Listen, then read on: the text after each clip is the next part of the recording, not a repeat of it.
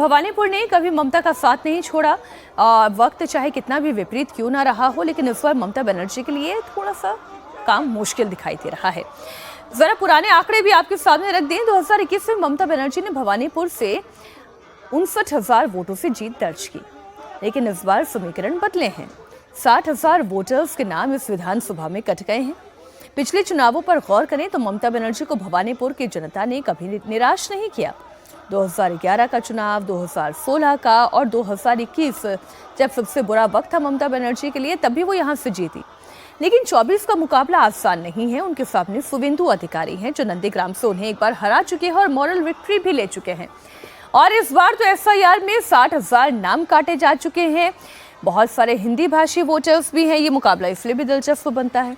अब भवानीपुर में मामला जो है काफी दिलचस्प होता गया जा रहा है और कह सकते हैं कि यहाँ पर कहीं बीजेपी ने ममता के साथ उल्टा दांव चला है। वही दांव जो ममता ने 2021 में नंदीग्राम में चला था। कैसे, अब समझिए। 2021 में ममता ने नंदीग्राम जाकर शुभेंदु अधिकारी को उनके गढ़ में चुनौती दी थी, लेकिन दीदी को वहां पर हार का मुंह देखना पड़ा।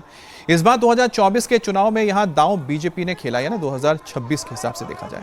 शुभेंदु को ममता के गढ़ में उतार दिया गया है। अब सवाल उठता है कि क्या ममता अपने गढ़ में शुभेंदु को मात दे पाएंगी? 4 मई को जब नतीजे आएंगे तो सबसे ज्यादा चर्चा भवानीपुर की होगी। लेकिन जिस तरह से आंकड़े अभी मीनाक्षी ने बताए हैं, उस लिहाज से देखा जाए तो डर तो हर किसी के मन में है कि कहीं खासतौर पे टीएमसी के जो खेमे में डर बैठा हुआ है। बंगाल में पहली बार सत्ता हासिल करने के लिए बीजेपी ने इस बार अपनी सारी ताकत लगा दी है।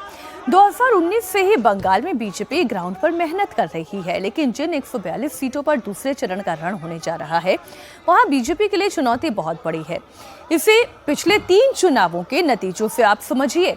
2019 के लोकसभा चुनाव में इन 142 सीटों में से 105 पर ममता बनर्जी की पार्टी को जीत मिली। 37 सीटों पर वो दूसरे पायदान पर रही, तो वहीं बीजेपी 37 सीटों में जीत दर्ज कर सकी। 102 पर वो दूसरे नंबर पर थी। फिर 2021 का विधानसभा चुनाव आया तो इन्हीं 142 सीटों में से 123 सीटें टीएमसी ने जीती। 19 पर उनके प्रत्याशी दूसरे नंबर पर थे। 2021 विधानसभा चुनाव में बीजेपी इन 142 में से मात्र 18 सीट ही जीत पाई, लेकिन बड़ी बात यह है कि 117 पर वो दूसरे पायदान पर रहे और यही उनकी जीत की उम्मीद को बढ़ाता है। फिर आया 2024 का लोकसभा चुनाव, जब इन 142 सीटों में से 115 पर टीएमसी नंबर 1 पर रही, 27 पर उसके प्रत्याशी नंबर 2 पे रहे। तो 27 सीटों पर बीजेपी ने लीड ले ली और 112 पर वो दूसरे नंबर पर चली गई। मतलब साफ है कि 142 सीटों पर बीजेपी के लिए लड़ाई टफ जरूर है, लेकिन बाजी पलटने का मादा वो रखती है, क्योंकि वो लगातार टीएमसी के पीछे उसको चुनौती दे रही है।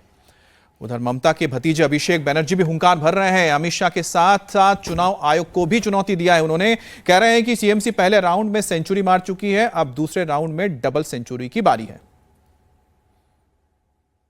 প্রথম দফায় ভোট হয়েছে গত পরশুদিন, তৃণমূল সেঞ্চুরি পার করে দিয়েছে।